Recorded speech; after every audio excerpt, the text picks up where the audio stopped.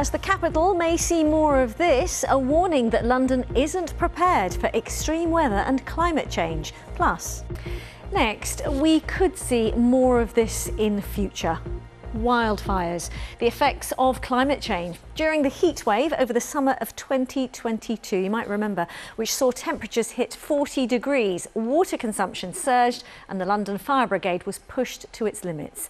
A new report today called for London to be better prepared for heat waves and severe flooding, as our environment correspondent Tom Edwards reports. Flash floods, heat waves, wildfires. London has seen extreme weather made worse by climate change. And today experts found the capital wasn't prepared for the impacts of a warming climate. This is Balham Boxing Club in South London.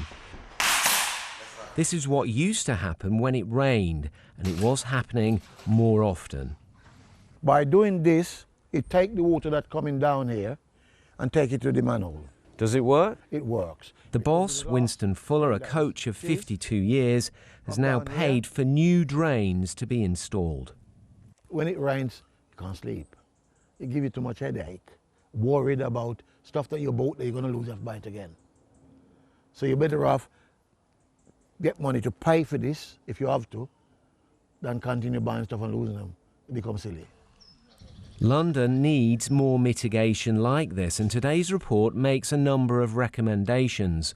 Among them, the capital should have a heat plan so the authorities know what to expect and do in a heat wave. London needs a new reservoir, demand for water rockets during high temperatures. And new homes and infrastructure should have technical standards so they can cope with extreme weather.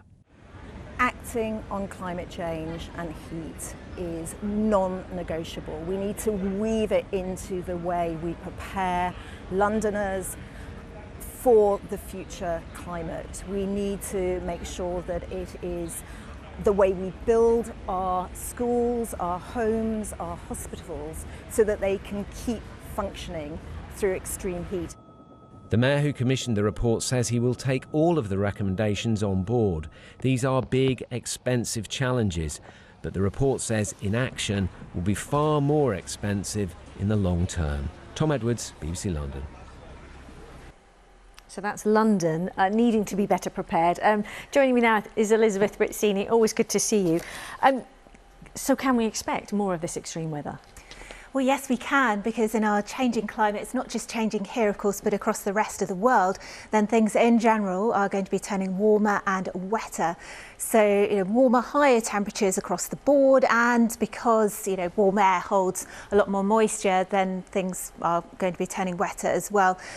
Not necessarily extreme all the time, of course, but there will be more extreme events. So we'll see spikes, such as we did 2 years ago when we got to 40.2 degrees in St James's Park and Heathrow, and of course that sparked off all the wildfires and some heavy downpours of rain, of course, afterwards, leading to flooding. So events like these, of course, are things that we should expect to see a little bit more often, of course, I think, too. Also, you have to remember that temperature smashed the previous record, not just by tenths of a degree, which is normally what we work in, but by a whole 2 degrees. So it's really quite severe. Yeah, and obviously just that unpredictability.